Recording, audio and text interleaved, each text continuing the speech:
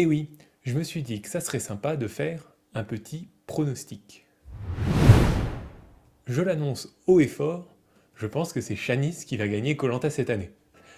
Alors, franchement, j'ai pas vraiment d'éléments après 2 épisodes pour pouvoir affirmer quelque chose comme ça, mais je pense quand même que ce qu'on a vu indique que ça pourrait être une candidate vraiment forte pour la suite du jeu. Être souriant, l'air de rien, c'est un atout majeur. Le meilleur exemple qu'on ait dans l'histoire récente de koh c'est Lola et Angélique. Angélique qui dit oui, bah oui, j'ai su qu'elle allait me plaire dès le début, les petits sourires. Et ben voilà, et je pense qu'on peut dire que la collaboration a été pour le moins fructueuse.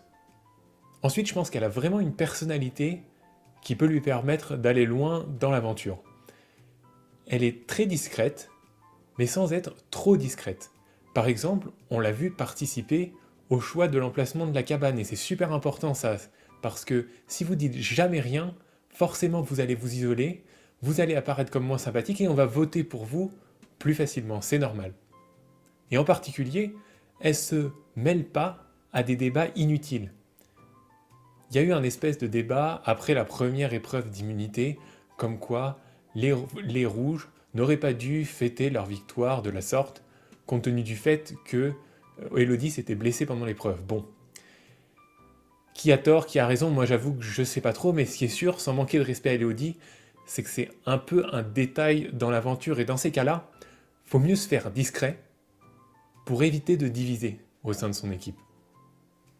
Donc j'avais une très bonne première impression au sujet de Shanice à la suite de l'épisode 1, et l'épisode 2 m'a vraiment conforté dans cette bonne impression que j'avais eue. Alors on n'a pas vu grand chose pour être honnête de Shanice dans l'épisode 2, mais on a vu une scène qui pour moi est vraiment révélatrice de sa personnalité et du fait qu'elle peut faire une grande aventure. Qu'est-ce qui s'est passé? Elle est allée voir Laetitia pour essayer de la ramener vers le groupe. Je ne sais pas ce qu'était en train de faire Laetitia. Elle était en train de régler quelque chose sur la cabane ou je me rappelle plus exactement. En tout cas, ce qui est sûr, c'est que Shanice arrive et elle lui dit oui, t'es en train de faire ça. Donc déjà, c'est malin. Potentiellement, oui, c'est utile ce que tu fais. Mais là, regarde, on est tous ensemble, on est tous en train de discuter, et toi, t'es toute seule dans ton coin, t'es en train de t'isoler. Et ça, dans koh c'est pas bon. Franchement. Franchement, elle a tout compris. Alors déjà, c'est super bienveillant comme attitude, et ça prouve que c'est pas seulement de l'apparence, sa gentillesse, c'est pas seulement des sourires, c'est quelque chose qui fait vraiment partie de sa personnalité. Je veux dire, elle a aucun intérêt à aller ramener Laetitia dans le jeu. Au contraire, si Laetitia s'isole, ça fait potentiellement plus de voix pour Laetitia, donc indirectement ça protège Shanice, donc elle a aucun intérêt, elle a fait juste ça pour être sympa. Et si elle a cette attitude avec tous les aventuriers de son équipe, forcément, elle va avoir une cote de popularité, elle va se faire apprécier par tout le monde. Et ensuite, ça prouve qu'elle a vraiment bien compris le jeu.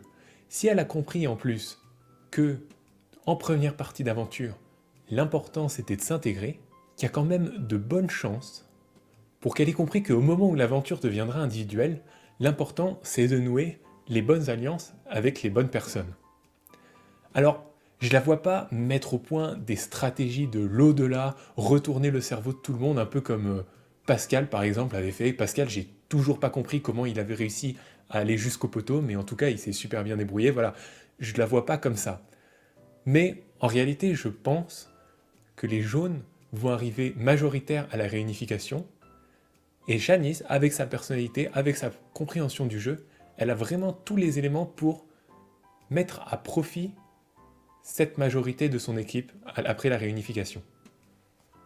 Bon alors, après koh c'est pas que de la stratégie, hein, il y a quand même le physique, les épreuves, et puis la survie.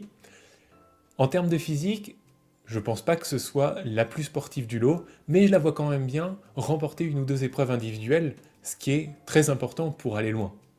Par exemple, on a vu que dans la première partie de l'épreuve en duo, elle menait avec Mathieu, donc sur la partie la plus physique, où il fallait courir dans l'eau, rapidement trouver son brassard, et de nouveau courir dans l'eau, monter la palissade, et ensuite courir dans l'eau, elle était première, donc ça veut dire qu'elle a quand même un bon niveau.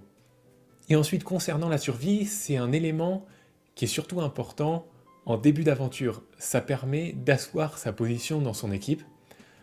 Alors c'est vrai que Shanice n'a pas montré des compétences exceptionnelles en survie, mais je pense que sa personnalité et sa bonne volonté lui permettront de quand même être très bien intégré dans son équipe. Voilà ce qui me fait dire que c'est Shanice qui va gagner koh cette année. Alors comme je le disais, c'est vrai que c'est une candidate qu'on voit pas énormément à l'écran, mais personnellement, je vais bien observer son attitude sur le camp et sur les épreuves dans les prochains épisodes de koh. Et puis voilà, on verra bien si je me suis trompé ou pas.